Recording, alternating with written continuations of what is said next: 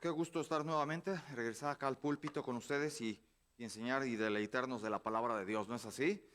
Así que vamos a continuar. En nuestro caso, lo que ustedes están viendo con su servidor es, ¿cuál libro? Tito, exactamente. Es nada menos que la epístola de Pablo a Tito. Así que ¿qué les parece si damos un repaso? Estamos ahora en el pasaje de Tito 3, los versos 4 al 7. Y le puse a este título, Valorando nuestra herencia, y parece que fuera la continuación del tema que vimos la semana pasada con el pastor Enrique, ¿sí o no? Hablando de la herencia que tenemos los creyentes, ¿no? Y ahora Pablo le dice a Tito lo que es la herencia de los creyentes de una vez. Bueno, pues en este caso vamos a dar un rápido repaso de lo que ya hemos visto en esta epístola. Si ustedes recuerdan, en el capítulo 2, Pablo describe cómo deben ser las cosas en la vida familiar e individual. ¿Recuerdan? Ahí en el capítulo 2 ustedes lo leen y le dan el repaso. ¿Qué pasa en el capítulo 2? A todas las clases de individuos que componen el círculo familiar debieran conducirse de tal manera que por su conducta adornen la doctrina de Dios su Salvador. ¿Recuerdan esa palabra clave? Adornen, adornando la doctrina con nuestra forma de vivir. ¿Cuál es la razón? Pues la gracia de Dios que se ha manifestado a todos para santificación y para esperar con gozo la aparición gloriosa de nuestro gran Dios y Salvador Jesucristo. Amén. Y ya en el capítulo 3, ya cuando empezamos con este capítulo, Pablo describe cómo deben ser los cretenses en la vida social. Recuérdense, es la carta que Pablo le escribe a Tito para enfrentar a los cretenses, a los habitantes de la isla de Creta, con quienes tenía que lidiar con su carácter, su temperamento, y para poner las cosas en orden en esas iglesias y establecer ancianos en ese lugar. Así que, ¿cómo deben de ser los cretenses en la vida social? ¿Cómo deben controlarse? ¿Cómo deben dirigirse a los demás? Esto es en su vida pública, ¿no? ¿Qué debían de hacer? Bueno, pues los creyentes deben obedecer a las autoridades, sin importar si estas son corruptas. Estamos viendo un caso histórico en Venezuela, ahorita que mi hermano mencionó eso, histórico. Es toda la rebelión tremenda contra Maduro.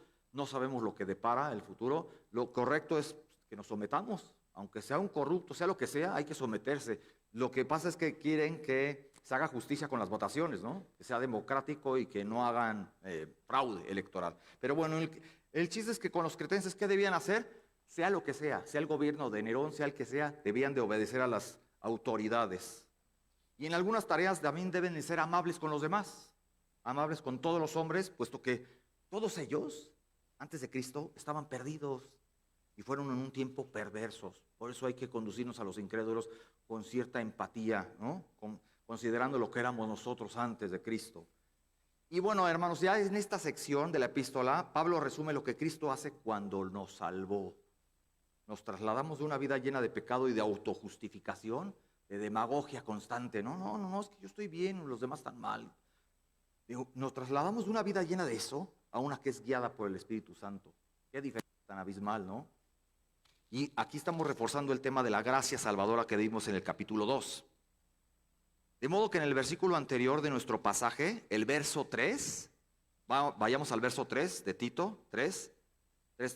Aquí Pablo nos muestra lo que éramos sin Cristo, porque nosotros también éramos en otro tiempo, ¿qué? Insensatos, rebeldes, extraviados, esclavos de concupiscencia y deleites diversos, viviendo en malicia y envidia, aborrecibles y aborreciéndonos unos a otros. ¿Qué sucede ahora? Ahora en nuestro pasaje de hoy nos resume lo que Cristo hace cuando nos salva. Nos trasladamos de una vida de pecado a una guiada por el Espíritu, ya lo había mencionado, y fuimos lavados de todos nuestros pecados, no solo de algunos, de todos. Y el lavamiento se refiere a las aguas del bautismo, ¿no? Lo que es cual señal de la salvación. Al hacerse uno creyente, uno reconoce a Cristo como su Señor y su obra de salvación, y ganamos la vida eterna con todos sus tesoros. Todo el paquete viene incluido, hermanos, no solo en partes, no solo una parte. Tenemos la renovación del Espíritu Santo y Él continuamente está renovando nuestros corazones. ¡Qué maravilla! Como lo dice el apóstol Juan, Nada de eso tiene lugar por haberlo ganado o merecido. Todo es un regalo de Dios, hermanos.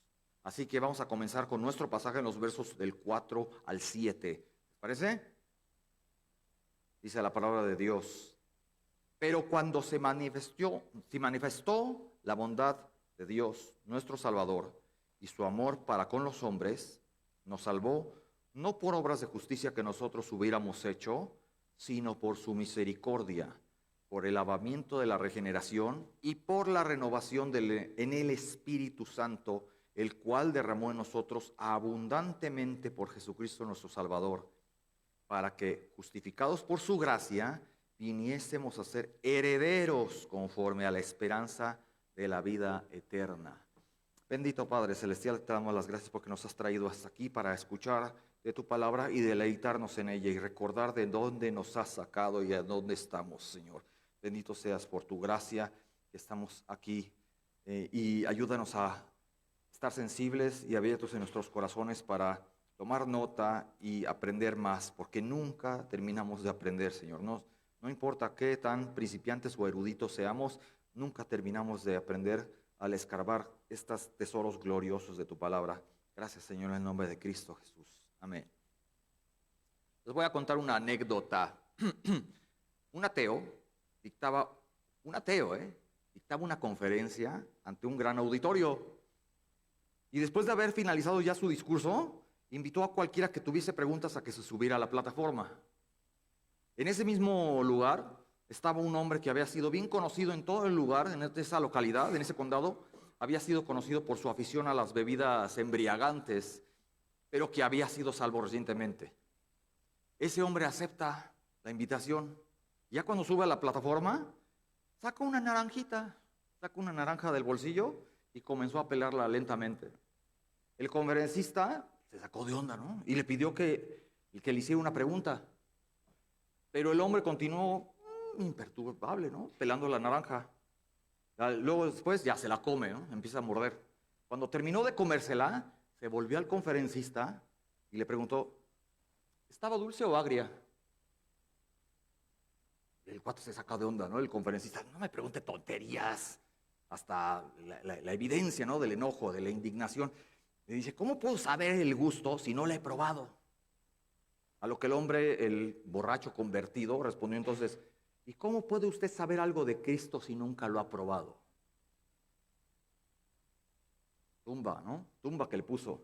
Bueno, quizás esta anécdota habrá sido un poco tonta, pero fue cierta. Pero la enseñanza es simple y directa, ¿no es cierto? En otro tiempo todos y cada uno de nosotros estábamos reacios a probar la naranjita, la dulzura de Cristo. Pero una vez que Dios toca nuestros corazones, no solo la probamos, sino la saboreamos. Pudimos deleitarnos en ella, regresar al objetivo inicial que Dios tuvo cuando creó el Edén, ¿no? Que el hombre se deleite en Dios y descubrir cuán maravillosas son sus verdades, ¿no? Y esperanza de la vida eterna que nos aguarda. Algo que ningún ateo tiene, no tiene esperanza ni certeza de nada. No por nada nos recuerda constantemente el salmista, deleítate a sí mismo en Jehová, y Él que te concederá las peticiones de tu corazón. Y nuestras peticiones del corazón ya van a estar alineadas a la voluntad de Dios. Ya no van a ser tantos caprichos egoístas, ¿no? Y bueno, a nadie más que el apóstol Pablo, a quien se le ha hecho deleitoso explicar a sus destinatarios la doctrina de la gracia de Dios, la forma como nos la fue dada y la manera en que nos fue impartida su justicia, ¿no? Recordemos las palabras que escribió a los filipenses. Regocijaos en el Señor siempre. Y eso que estaba encarcelado. Regocijaos. Y otra vez os digo, regocijaos. Ahí anótenlo en Filipenses 4, del 4 al 5. Filipenses 4, del 4 al 5 dice, otra vez digo, regocijaos.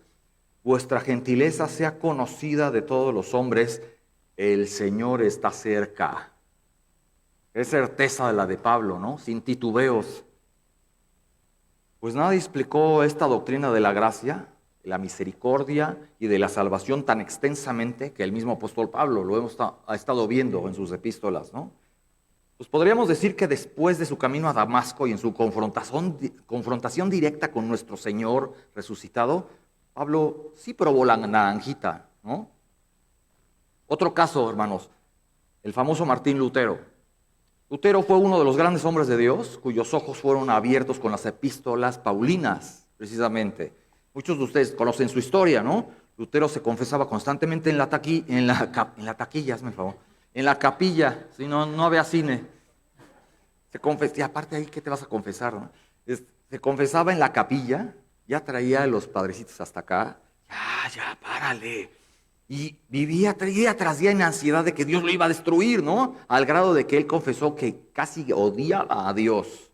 Llegó a odiar a Dios. El mismo Martín comentó una vez esto.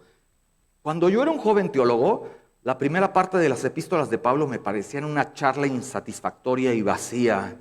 No sabía que aquellos eran los principios de la doctrina cristiana a la que nos introducía a través de sus exhortaciones. No percibía que la doctrina acerca de cómo se nos había dado Cristo era lo más importante de la epístola. Eso dijo Lutero. Y una vez que él profundiza en la carta a los romanos y llega al verso, el justo por la fe vivirá, ¿qué es lo que pasa? Todo cae en su lugar. Todo, en su cabeza todas las piezas cayeron en su lugar. Sus ojos fueron abiertos y asimismo a nosotros, ¿no? Se nos seguirán abriendo mientras más estudiemos las Escrituras, hermanos. Así que, qué mejor que seguir sacándole jugo a esta naranja, ¿no? Sigamos explorando el legado que nos dejó el gran apóstol cuando, tanto a los ciudadanos de Creta del primer siglo como a los cristianos de hoy en día, ¿no? Y como mencioné al principio, Pablo resume lo que Cristo hace trasladándonos de una vida llena de pecado a una guiada por el Espíritu Santo, reforzando el tema de la gracia salvadora que vimos en el capítulo 2, en el anterior. Así que veamos ahora cómo Pablo continúa su bellísimo recordatorio a su discípulo Tito, ¿no? Versículo 4, ¿qué dice ahí? Todo lo que éramos antes, y luego ¿qué dice? Pero cuando se manifestó la bondad de Dios nuestro Salvador. Manifestar, ¿ya vieron esa palabra clave? Manifestó.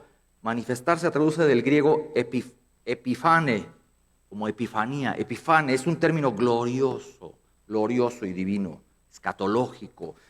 Ese mismo término, epifane, aparece en la alabanza y la profecía que hizo Zacarías, el padre de Juan el Bautista. Ahorita el pasaje que ustedes leyeron con mi hermano Rolando, que les explicó muy bien todo el contexto de lo que Zacarías hace cuando alaba al Señor. Una vez que fueron abiertas sus cuerdas bucales, cuando por fin pudo hablar, ustedes recuerdan en el Evangelio de Lucas, todo lo acabamos de leer, toda la alabanza que hace Zacarías, cómo evocó cientos de años de la obra soberana de Dios en la historia, ¿no? Comenzando con Abraham y continuando por la eternidad. Y luego en un contraste bien tierno, cómo Zacarías personaliza la historia y está asombrado cómo Dios escogió a Juan, a su hijo, para cumplir un rol esencial. ¿Cuál es el rol de Juan el Bautista? Anunciar el reino de Dios. Arrepentíos, porque el reino de Dios está cerca y ya ha llegado. Pues observe bien el versículo 79, de hermanos, si pueden buscar el pasaje de nuevo, el Lucas 1, pero nada más enfoquémonos en el verso 79. Lucas 1, 79. Anoten también todo el pasaje, del 67 al 79, toda la oración, toda la alabanza de Zacarías, es una doxología hermosa. Lucas 1 del 67 al 79, pero ¿qué es lo que dice el último versículo? 79, para dar luz a los que habitan en tinieblas y en sombra de muerte, para encaminar nuestros pies por el camino de paz. Fíjense bien que dar luz aquí es epifané, es el mismo griego, el mismo término. Manifestar es aquí en la alabanza dar luz. Dar luz, manifestar a los que habitan en tinieblas y en sombra de muerte, para encaminar nuestros pies por el camino de paz. Aquí el epifané, en este caso, Pablo lo usa para dar a entender la primera venida de Cristo, con la que está vinculada nuestra salvación, hermanos. Y muchas veces no siempre lo valoramos, pero la bondad de Dios, nuestro Salvador, y su amor para con todos los hombres, se manifestó y nos dio luz. Manifestar, dar luz, es lo mismo en el original griego. Nos dio luz cuando estábamos en ceguera total. Tan solo acordémonos de nuestra vida pasada. Perdón, mi lengua se traba. Tanto el crudo recordatorio de Pablo a los cretenses, como por aplicación a todos nosotros en la vida actual, nos trae la memoria cómo estuvimos en un lugar descrito en Tito 3, ¿no? En el versículo atrás. Éramos insensatos, rebeldes, extraviados. Qué bonito éramos, ¿no? Todo manojo de bondad y de sencillez, es pibes. ¿Qué va? Eran sencillitos. Isaías 57:12, anótenlo. Isaías 57:12. Qué confrontada da el profeta aquí, ¿eh? Yo declararé tu justicia y tus hechos, pero de nada te aprovecharán. Eso dice el profeta. Yo me podría rescatar a mí mismo bajo mi propio estándar moral, bajo mi libre albedrío. Para nada. Fuimos rescatados por la pura bondad de Dios, nuestro Salvador, y su amor para con los hombres. Él nos alcanzó antes de que nosotros le encontráramos, que siquiera le buscáramos, hermanos. Por cierto, R.C. Sproul comenta que los términos bondad y amor enfatizan que nuestra salvación se nos ha dado por gracia solamente. Y así lo refuerza ahí. Todo eso, su bondad y su amor, fue dados por su pura gracia. Luego sigue, versículo 5, nos salvó, no por obras de justicia que nosotros hubiéramos hecho. Nuestra salvación, ya saben, no está basada en actos externos.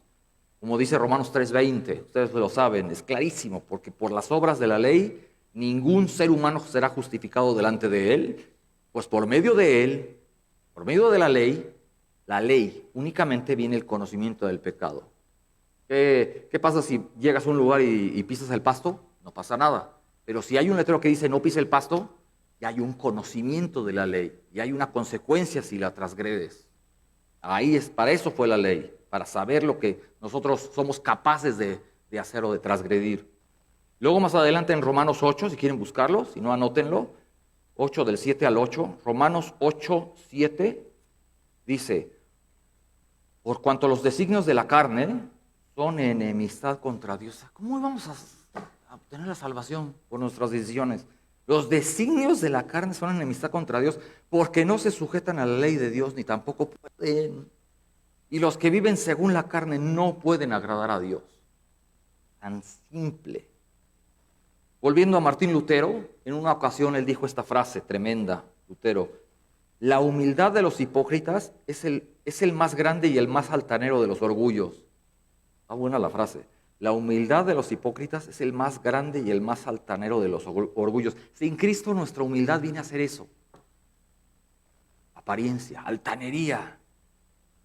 Job 25:4, ¿qué dice? Job 25:4. ¿Cómo puede un hombre, pues, ser justo con Dios? ¿O cómo puede ser limpio el que nace de mujer? Y ahí vemos varias doctrinas que crean, como el monje Pelagio, ¿no? Que dice que la caída de Adán no le afectó, no nos afectó a nosotros, que todos desde bebés nacemos puros. La palabra es clara, desde el nacimiento. ¿Cómo puede ser limpio el que nace de mujer? Una de las cosas que Charles Spurgeon, el famoso predicador, meditaba, una de las cosas que él meditaba seguido es que nada hay en nosotros que haga que Dios se fije y nos salve. Nada hay en nosotros. Éramos zombies espirituales. Él nos salvó. ¿Y por qué razón o motivo? Por su misericordia. Solamente, hermanos. Salmo 86:5. ¿Qué dice? Salmo 86:5.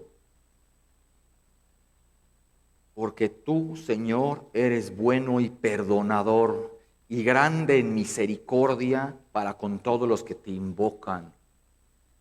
Y luego el verso 15, Salmo 86:15.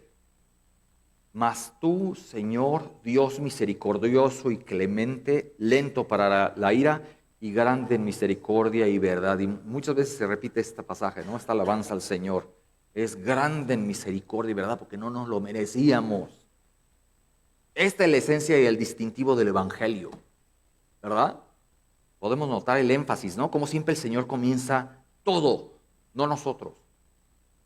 Dios inicia la salvación, como dijo el profeta Jonás. ¿Recuerdan? La salvación es de Jehová. La única parte que tenemos nosotros es la responsabilidad. Muchos lo confunden eso con el libre albedrío, ¿no? No, nosotros tenemos la responsabilidad de creer, de agarrar la naranja y probarla, por decirlo de un cierto modo, ¿no? Eso sí, pero al fin de cuentas, toda la gloria es para Él. Toda la gloria es para Él. Observen bien esos versos, hermanos, de Tito. De Dios, ¿ya vieron esos versos de Tito regresando al pasaje? De Dios, su misericordia de Él, nos salvó en el Espíritu Santo. ¿De dónde obtenemos el Espíritu Santo? ¿De nosotros mismos? Jamás. En el Espíritu Santo. Derramó, o sea, por Jesucristo, por su gracia. Analicen bien ese versículo. Dios es siempre el iniciador y lo recibimos antes de poder regresarle algo. Salmo 137, anótenlo. Salmo 137. Oh Israel, espera en el Señor, porque en el Señor hay misericordia y en Él hay abundante redención. A veces leo la Biblia de las Américas. En lugar de Jehová dice el Señor. En el Señor hay misericordia y abundante redención. Miqueas 7:18, anótenlo. Miqueas 7:18. ¿Qué Dios hay como tú que perdona la iniquidad y pasa por alto la rebeldía del remanente de su heredad? No persistirá en su ira para siempre, porque se complace en la misericordia. Bendito el Señor. Escribió Matthew Henry, comentarista Matthew Henry, y cito: estar sin esta misericordia es un estado lamentable. Aunque un hombre tenga todos los placeres mundanos, es lamentable. Y no hay nada que produzca tan bondadosamente el arrepentimiento como los pensamientos correctos de la misericordia y el amor de Dios. Sigue diciendo Matthew Henry: no nos atrevamos a abusar ni a afrentar la gracia gratuita de Dios si queremos ser salvos por ella. Más bien que todos los que quieran encontrarse entre los que obtienen misericordia anden como su pueblo. Recibimos misericordia, andemos como tal, ¿no? Seamos dignos de lo que nos ha dado el Señor, ¿no? Amén, hermanos. Seamos dignos. Primera de Pedro 2:10. También aquí el apóstol Pedro, cómo nos recuerda, muy parecido a Pablo. Primera de Pedro 2:10. Primera de Pedro 2:10. Un pensamiento de Pedro que debería encender nuestra vida, nuestra viva gratitud, para ser demostrada con nuestra vida, así como con nuestros labios. Vean, pues vosotros en otro tiempo no erais pueblo. Lo dice al judíos creyentes y a algunos gentiles. Vosotros en otro tiempo no erais pueblo, pero ahora sois el pueblo de Dios. No habíais recibido misericordia, nuevamente ahí está la palabra, pero ahora habéis recibido misericordia. Así es. Seguimos, hermanos, con nuestro pasaje. ¿Cómo fuimos salvos? Por el lavamiento de la regeneración. Ahí está otra palabra clave. Regeneración, cuya palabra griega es traducida como paligenesia, con doble G, paligenesia. Y aquí está conectado con la limpieza espiritual, y de la nueva vida del creyente cuando cree en Cristo. Se arrepiente y comienza a obedecer de todo su corazón a la palabra. Literalmente, paligenesia significa nuevo nacimiento, ¿sabían? Paligenesia, el ser nacido de nuevo. Palin quiere decir otra vez y genesia es nacimiento, ¿vieron? Pali, otra vez, genesia, nacimiento, donde ahí junto a la palabra es nuevo nacimiento, de nuevo. Interesante, ¿no? Juan 3 del 3 al 5, ustedes conocen muy bien este pasaje del Señor Jesús con Nicodemo. ¿Qué le dice Jesús a Nicodemo? Juan 3 del 3 al 5. De cierto te digo, que el que no naciere de nuevo no puede ver el reino de Dios. Y Nicodemo le dice: ¿cómo puede un hombre nacer siendo viejo? ¿Puede acaso entrar por segunda vez en el vientre de su madre y nacer? Y le responde el Señor y dice: de cierto te digo, que el que no naciere del agua y del espíritu no puede entrar en el reino de Dios. Y aquí Pablo a Tito le está reafirmando todas estas cosas, el Señor. Lo que es nacido de la carne, carne es, y lo que es nacido del espíritu, espíritu es. Lo importante es que cuando uno confiesa a Cristo como Señor, la verdadera vida empieza ahí para Él. ¿Sí o no, hermanos? La verdadera vida ahí empieza cuando te conviertes. De veras que no era vida antes. Todo una perdedera de tiempo. Pero ahora en Cristo hay una calidad nueva en la vida que solo se puede expresar diciendo que se ha experimentado un nuevo y superior nacimiento. Habla de una renovación. Renovación, hermanos. Como 1 Corintios 6:11. Se está oyendo más fuerte, más diferente, no sé por qué. Sí, mejor, ¿no?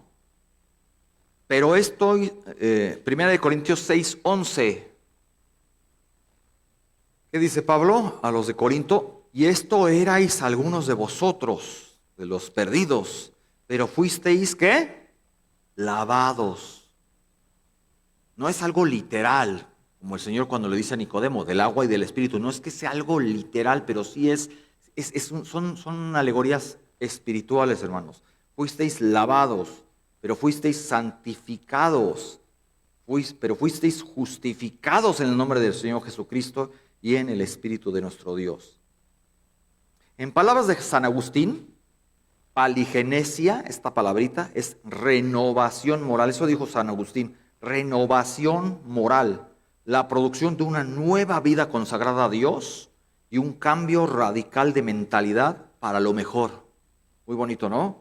Lo vuelvo a leer. Paligenesia es renovación moral, la producción de una nueva vida consagrada a Dios, un cambio radical de mentalidad para lo mejor. San Agustín. Un recordatorio bellísimo de paligenesia y en este tipo de regeneración nos la da Pablo, pero a los hombres casados en Efesios 5:25. Ahí Pablo le escribe a los hombres, Efesios 5:25. Le dice, maridos, amad a vuestras mujeres, así como Cristo amó a la iglesia y se entregó a sí mismo por ella. ¿Para qué? Ahí está, vean el versículo 26. Santificarla, habiéndola, ¿qué? Purificado en el lavamiento del agua por la palabra. ¿Ya vieron? No es literal, es algo espiritual, hermanos. A fin de presentársela a sí mismo una iglesia gloriosa, que no tuviese mancha, ni arruga, ni cosa semejante, sino que fuese santa y sin mancha. Por eso es el lavamiento del agua, por la palabra. Es como si la vida estuviera desgastada, ¿no? Y cuando una persona descubre a Cristo, tiene lugar un acto de renovación, que no se consuma en un momento de tiempo, sino que se repite cada día. Y así debe de ser nuestro día a día, hermanos. Por cierto, renovación es el siguiente término que vamos a ver en el texto. Ahí lo que sigue, hermanos, de nuestro texto. La renovación en el Espíritu Santo. Renovación, como el Salmo 51:10. Crea en mí, oh Dios, un corazón limpio y renueva un espíritu recto dentro de mí. Renueva. Aquí la palabra renovación en el griego se traduce de anakainosis. Anakainosis. La palabra sugiere una restauración, una transformación completa. Es un cambio del corazón, ¿no? Un cambio de corazón y de vida de una persona. Y comienza precisamente cuando alguien ya es regenerado. ¿Están viendo el orden, hermanos? Es un cambio de corazón de la vida que comienza cuando alguien ya es regenerado. Primero regeneración y luego renovación. El orden que da Pablo es el correcto, hermanos. Si Dios nunca se equivoca en la palabra. Romanos 12 del 1 al 2. Romanos 12 del 1 al 2 nos indica un cambio completo para lo mejor. Un ajuste de la visión moral. Cuando nos enfrentamos a las ideologías del mundo, las ideologías paganas que nos quieren siempre estar adoctrinando constantemente, ahí Pablo nos da la clave. Un ajuste, tenemos un ajuste de la visión moral y espiritual de uno. Muchos se lo saben este pasaje, Romanos 12 del 1 al 2. ¿Qué le dice Pablo a los de Roma? Así que, hermanos, os ruego por las misericordias de Dios que presentéis vuestros cuerpos en sacrificio vivo, santo, agradable a Dios, que es nuestro culto racional. Y el versículo 2, para el antídoto contra cualquier ideología pagana. No os conforméis a este siglo, o sea, el pensamiento del momento, sino que transformaos por medio de y ahí está nuestra palabrita, hermanos, renovación, que es anakainosis, por medio de la renovación de vuestro entendimiento, para que comprobéis cuál sea la buena voluntad de Dios, agradable y perfecta. Y qué paz nos da, ¿no? Agarrarnos del Señor cuando viene el ataque, la insistencia de querernos, hacernos pensar de una manera, por lo general, liberal, ¿no? Tenemos la renovación del Espíritu, hermanos, y Él continuamente lo hace en nuestros corazones. Nada de esto tiene lugar por haberlo ganado o merecido. Siempre tengamos eso en mente. Todo es un regalo del Señor. Todo es de Él. Versículo 6. ¿Qué dice Pablo? El cual derramó en nosotros abundantemente, qué precioso, por Jesucristo nuestro Salvador. Noten la palabra derramó. Cuando algo se derrama, ¿qué es? ¿De arriba para abajo o de abajo para arriba? Lo hice al revés. De arriba para abajo. Como todo viene del Señor, ¿no? Derramó se traduce del griego ekcheo, y es según el diccionario, hacer que algo contenido en un recipiente, en especial un líquido, o una sustancia disgregada, polvito, qué sé yo, salga de él y se esparza. Eso es derramar. ¿Qué es lo que dice Proverbios 1:23? Proverbios 1:23 también, ¿algunos se lo saben? Porque es el llamado de Dios a la gente a que se arrepienta. Dice Dios, volveos a mi reprensión, y aquí, ¿qué va a hacer el Señor? Proverbios 1:23, he aquí, derramaré mi espíritu sobre vosotros. ¿Cómo ya estaba actuando el Espíritu Santo ahí en los que fueran a Dios, los que clamaran a Dios, ¿no? He aquí, derramaré mi espíritu sobre vosotros y os haré conocer mis palabras. ¿Cómo el Señor esparció sobre nosotros? Regeneración y luego renovación por su espíritu para limpiarnos y darnos esperanza, mis hermanos. Ezequiel 36:25, anótenlo. Ezequiel 36:25, ¿qué es lo que dice Dios por medio del profeta? Entonces os rociaré con agua limpia, ¿no? Derramar, os rociaré con agua limpia y quedaréis limpios. Vean, sigue la analogía, la metáfora espiritual. Quedaréis limpios de todas vuestras inmundicias y de todos vuestros ídolos os limpiaré, dice el Señor. Por si esto fuera poco, el adverbio abundantemente, aparte, por si fuera poco, viene la palabra abundantemente, que se traduce del griego plousios, nos indica todo, una lujosa provisión de algo, ¿no? En este caso de dones, también incluyen no solo salvación, no solo renovación, sino dones espirituales que vienen como resultado de ese derramamiento también. ¿Sabían eso? Qué belleza, qué precioso. Todo eso viene abundantemente. Y dones, salvación, conocimiento, todo viene de veras. Si un hermano me viene y dice alguna vez, ay, yo no puedo hacer nada para el reino de Dios, puesto que Dios nada me ha dado. Pues déjame decirte, cristianito pasguato, que aparte de mediocre, es un malagradecido. Todo te lo ha dado Dios. Desde que naciste, vida, oxígeno, sostén, comida, coeficiente intelectual, conocimiento, y aparte te dio salvación y dones espirituales. Como dijo Pablo a los Corintios, ¿qué tienes que no hayas recibido? El comentarista Briscoe escribió una vez, la teología del cristianismo está basada en la gracia, la ética del cristianismo está basada en la gratitud.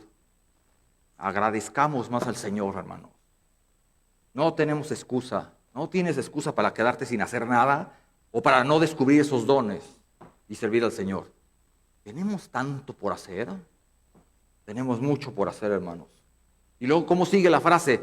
La hermosa frase, por medio de Jesucristo nuestro Señor. ¿Cómo indica que Cristo es todo en nosotros? Otra cosa asombrosa de este pasaje, como dato curioso, hermanos, las tres personas de la Trinidad, ¿ya vieron? ¿Ya se fijaron? Las tres personas de la Trinidad se mencionan en estos versículos porque participan en la obra de salvación.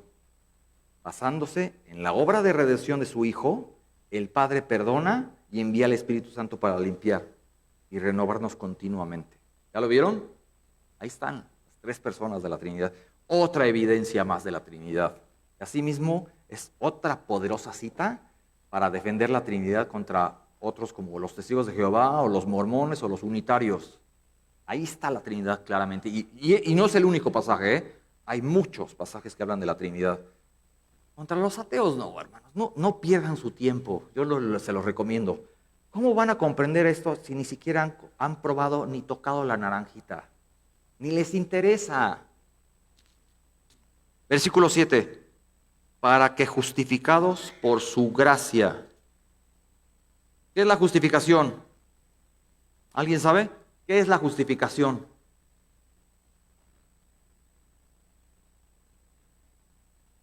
Dios declarando justos a aquellos que reciben a Cristo, basándose en que la justicia de Cristo es imputada a la cuenta de aquellos que lo reciben. La respuesta está en los preciosos pasajes de Romanos, ustedes lo saben. Una carta bien doctrinal, si quieren anotar, justificación, no vamos a leerlo. Romanos 3 del 21 al 26. Romanos 3 del 21 al 26. Y 5, 18 y 19. 5 del 18 al 19. En pocas palabras, justificar es declarar justo, hacerlo a uno justo con Dios, lo cual de otra manera es imposible. Finalmente, el propósito de la obra de Dios al salvarnos es que, ¿qué dice el pasaje, el que estamos leyendo? ¿Cuál es el propósito de la obra de Dios al salvarnos? Es que viniésemos a ser herederos conforme a la esperanza de la vida eterna. Y esto es que en esta vida pudiéramos como hijos tener el derecho de esperar la plena posesión de aquello que ahora poseemos solo en el principio. Eso es, hermanos. Como dice Santiago 2:5.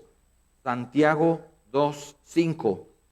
Hermanos míos amados, escuchad, dice Santiago, ¿no escogió Dios a los pobres de este mundo para ser ricos en fe y herederos, ¿ya vieron? Herederos del reino que Él prometió a los que le aman. ¿Qué precioso? Herederos. ¿Lo ves? Una vez más, no tienes excusa para quedarte ahí de pasguato. Cuando llegue ese día futuro, nos vamos a regocijar tremendamente de la comunión con Dios. La comunión más rica posible, porque será sin pecado, lo que muchos anhelamos, sin pecado, estar en Cristo, al calor de su amor, participando en la medida más plena que es posible al hombre, ¿no? Su gozo y gloria. Además, eterna, nunca va a acabar. Nosotros somos ahora los poseedores de aquella vida en el principio, o sea, solamente es el principio los que estamos viviendo. Y aún ahora somos los herederos de aquella vida, ¿cómo será en su perfección? Pero somos ya herederos en esperanza. Pasemos lo que pasemos aquí en esta vida, ya somos herederos en esperanza, herederos que esperan. Pero esta esperanza se verá ciertamente realizada algún día. Como dice Romanos 5:5. 5:5. Desde el 1.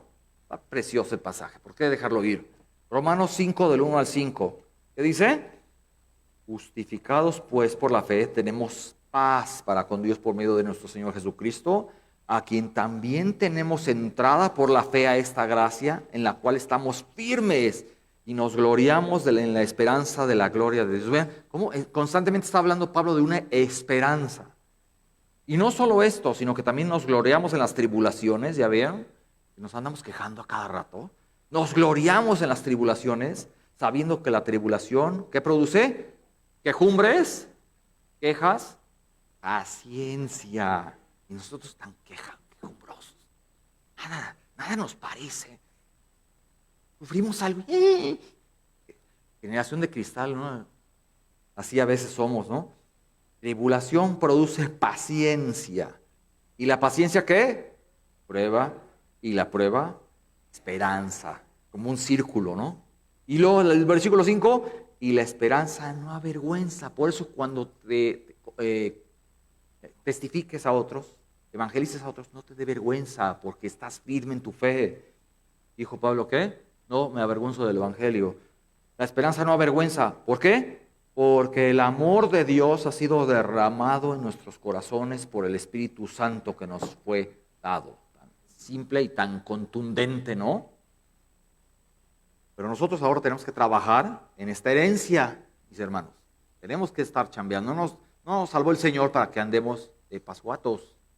Vamos a practicar su justicia, hacer obras dignas de arrepentimiento y a testificar a otros y a ser luz para el mundo. Tenemos que trabajar en esta herencia y todos los recursos que nos ha dado el Señor. Veamos Primera de Pedro 1, del 3 al 9. Es también hermoso, ¿eh? Primera de Pedro 1, del 3 al 9. Primera de Pedro 1, del 3 al 9. Bendito el Dios y Padre de nuestro Señor Jesucristo, que según su grande misericordia nos hizo renacer para una ¿qué? Esperanza viva por la resurrección de Jesucristo de los muertos. ¿Para una qué? Herencia incorruptible, incontaminada e inmarcesible, reservada en los cielos para nosotros. ¿Qué hicimos para merecer esto? Que sois guardados por el poder de Dios mediante la fe. Otro pasaje que revela que la salvación no se pierde. El que dice que la pierde, yo no sé qué está pensando. Y los que se van, es que no lo fueron, no lo tuvieron, no tuvieron esta esperanza. Que sois guardados por el poder de Dios mediante la fe, para alcanzar la salvación que está preparada para ser manifestada en el tiempo postrero. Ya está siendo Pedro escatológico. En lo cual vosotros os alegráis, aunque ahora por un poco de tiempo, si es necesario, tengáis que ser afligidos en diversas pruebas. Las pruebas van a estar ahí. Si alguien viene con un evangelio y te dice, no, Dios resuelve tus problemas, ¿no? Ven a Dios para que pares de sufrir. Eso no es el evangelio. Eso no es lo que está aquí escrito. Tengáis que ser afligidos en diversas pruebas. ¿Para qué? Versículo 7. Para que sometida a prueba vuestra fe, mucho más preciosa que el oro, el cual aunque perecedero se prueba con fuego, sea hallada en alabanza, gloria y honra cuando sea manifestado Jesucristo, a quien amáis sin haberle visto, qué bárbaro, en quien creyendo, aunque ahora no lo veáis, os alegráis con gozo inefable y glorioso, obteniendo el fin de vuestra fe, que es la salvación de vuestras almas. Precioso, ¿no? Uf, qué bárbaro. Conclusión, hermanos, ya terminando nuestro mensaje. Notemos las 3 etapas. Por naturaleza éramos hijos de ira y hemos recibido vida. Ahora esperamos por fe los siglos venideros cuando recibimos una mayor gloria, aún mayor, según Efesios 2 del 1 al 10. Anótenlo si quieren. Efesios 2 del 1 al 10. Bueno, ese es el primer punto. Por naturaleza éramos hijos de ira y hemos recibido vida. Otro punto, éramos adoradores de ídolos y ahora servimos al Dios vivo y verdadero, ¿no? ¿Cómo esperamos la venida del Hijo de Dios? Ningún pagano tiene esperanza en nada, en que su ídolo, su Dios regrese. Éramos impíos y gobernados por las pasiones mundanas y ahora hemos renunciado a todo esto. Vivimos vidas de dominio propio, justicia y piedad. A veces nos falla el dominio propio, lo admito conmigo mismo, pero no es eso lo que nos caracteriza, ¿no es cierto? Fallamos y pedimos perdón al Señor y adelante. Nos corregimos y adelante. Ahora vivimos vidas de dominio propio, piedad y justicia. Al menos eso es lo que yo quiero querer de todos y cada uno de ustedes, ¿no? Hermanos, habiendo conocido estas gloriosas doctrinas, de veras que es verdaderamente necio volver a caer en el error, ¿no? Dice San Agustín, otra vez mencionando San Agustín, equivocarse es humano, perseverar voluntariamente en el error es diabólico. San Agustín, equivocarse es humano, perseverar voluntariamente en el error es diabólico. Y es. The Homiletic Digest, una revista, un libro, no sé, creo que era una revista mensual, nos relata el caso de una mujer china, una mujer de la República de China, que acababa de aprender a leer, ya en su vida adulta apenas aprendió a leer, y oró al Señor diciendo esto: Señor, vamos a trabajar entre muchas personas que no saben leer. Señor, haz que nuestras vidas sean Biblias abiertas, para que aquellos que no pueden leer el libro puedan leerlo en nosotros. Qué ejemplo de hermana en Cristo, ¿eh? En fin, hay mucho trabajo por hacer, hermanos, y no necesariamente trabajos físicos, ¿eh? Tenemos mucho que estudiar, tenemos mucho que enseñar a nuestros hijos para darles convicciones y librarlos de las garras del maligno. Ante la ideología que se está interponiendo, tenemos que salvar a nuestros hijos su mente, mantener su inocencia y sus conocimientos, convicciones firmes en el Señor. Otra, tenemos mucho que trabajar en nuestro propio carácter. Y lo digo comenzando por mí mismo. Tenemos que ser diferentes al resto del mundo para que vean que Cristo sí transforma vidas. ¿Qué reto es este, eh? Para que vean que Cristo sí transforma. Tenemos que encontrar cuáles son nuestros dones espirituales también para servir ya sea en la iglesia o con nuestros hermanos. En fin, sabiendo que somos herederos de la esperanza de la vida eterna, tanto no hay por hacer. Mucho que hacer para marcar una diferencia. Tenemos mucho que trabajar, hermanos, y que nuestro objetivo sea atraer a los demás a que anhelen probar esa naranjita que es la dulzura de Cristo. Amén. Bendito Señor, gracias te damos porque nos has traído con bien y nos has enseñado a través de tu palabra, de la epístola de Pablo a Tito, todas estas verdades hermosas, como profundizando en estas palabras del original griego y pues su significado real podemos todavía sacar más riqueza y más jugo a tu palabra, Señor. Gracias por tu palabra tan hermosa, tan esperanzadora, tan purificadora, tan motivadora, Señor, que no nos haga desmayar, que no desmayemos ante las pruebas y ante las situaciones difíciles, sino que nuestra esperanza está en ti, porque esto es tan pasajero, nuestra vida es tan pasajera, comparado con la eternidad es nada, Señor. Así que podemos resistir y podemos seguir trabajando y permítenos que nuestras vidas reflejen a ti ante los ojos del mundo, Señor. Que seamos testimonio para que los demás que vean lo que hacemos glorifiquen a Dios y se conviertan. Gracias, bendito Señor, por tu palabra. En el nombre de Cristo Jesús. Amén.